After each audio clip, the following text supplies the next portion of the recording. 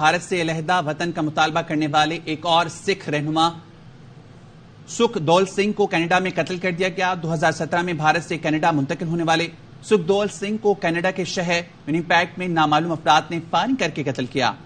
سکھدول سنگھ نے 2017 میں خالصہ تحریک میں شمولیت اختیار کی تھی۔ غیر ملکی میڈیا کے مطابق سکھدول سنگھ بھارت کو مطلوب خالصہ رہنماؤں کی فہرست میں شامل تھا، جو بھارتی پنجاب کی پولیس کے افسران کی ملی بھگت سے کینیڈا فرار ہو گیا تھا۔ سکھدول سنگھ سکھ رہنما اشدیپ سنگھ کا قریبی ساتھی تھا۔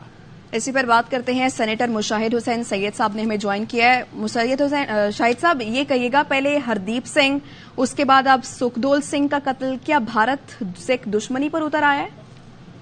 السلام علیکم جی، اور آپ کے سب ویورز کو السلام علیکم میری طرف سے۔ میں سمجھتا ہوں کہ یہ بڑی سنگین صورتحال پیدا ہو گئی ہے کہ ایک ملک جو اقوام متحدہ کا ممبر بھی ہے اور اپنے آپ کو جمہوریت پسند کہتا ہے، وہ مکمل طور پر ریاستی دہشت گردی پر آ گیا ہے کہ ایک دوسرے ملک کی سرزمین پر اس کے باشندوں کا اس نے قتل کا سلسلہ شروع کر دیا ہے۔ آپ کو معلوم ہونا چاہیے کہ کینیڈا جو ہے یہ G7 کا ممبر ہے، یہ نیٹو کا ممبر ہے، اور ان کا ایک گروپ بھی ہے 5 آئیز کہتے ہیں ایشلون، جو US، UK،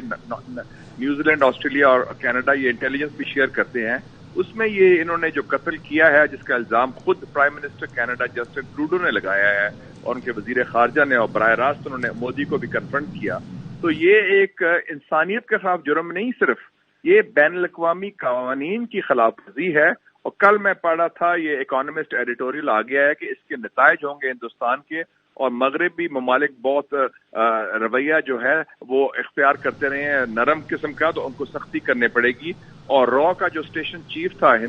کینیڈا میں، اس کو بھی انہوں نے نکال دیا ہے کینیڈا کی حکومت نے۔ تو یہ جو سکھ دشمنی بھی کہہ لیں، اور یہ ہندوتوا کی آثار بھی ہے، ریاستی دہشت گردی بھی ہے، اور ایک فیشزم بھی ہے مودی سرکار کا، اور سب سے بڑی بات ہے بین الاقوامی قوانین کی خلاف ورزی ہے۔ اور میرے خیال میں ہمیں بھی پش کرنا چاہیے، کل پرائم منسٹر نے تقریر کرنی ہے UN میں کہ ہندوستان کے خلاف تو پابندیاں لگنی چاہیے، اور جس قسم کا انہوں نے یہ کام کیا ہے، کیونکہ یہ ایک بین الاقوامی جرم ہے، اور یونائٹڈ نیشنز چارٹر کے تحت اور بین الاقوامی قوانین کے تحت۔ بالکل مشاہد صاحب، آپ صحیح کہہ رہے ہیں۔ تو یہ بھارت کا جو مکروہ چہرہ ہے، یہ اب دنیا نے دیکھ لیا ہے۔ مشاہد صاحب، کیا کارروائی ان کے خلاف ہونی چاہیے، بھارت کے خلاف؟ اور مجھے یہ خوشی ہے کہ یہ جو مغربی ممالک جو بہت اپیزمنٹ کر رہے تھے بھارت کی، اور وہ کہتے تھے کہ جی ہندوستان ایک جمہوریت ہے، ہندوستان یہ کر رہا ہے، ہمارا حلیف ہے، اس کو ہم اور قربت کریں گے، خاص طور پہ امریکہ، ان کے سامنے بے نقاب ہو گیا ہے کہ اصل جو چہرہ ہے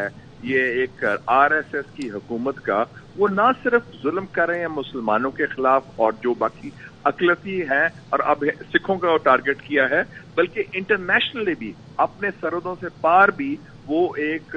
ریاستی دہشت گردی کے مرتکب ہوئے ہیں، اسٹیٹ ٹیررزم، جو ایک بہت بڑا ایک جرم ہے۔ اور اگر میں بتا دوں آپ کو کہ دورے معیار کتنے ہیں مغرب کے، اگر یہ کام کسی روس یا چین نے کیا ہوتا تو ان کے خلاف تو ابھی تک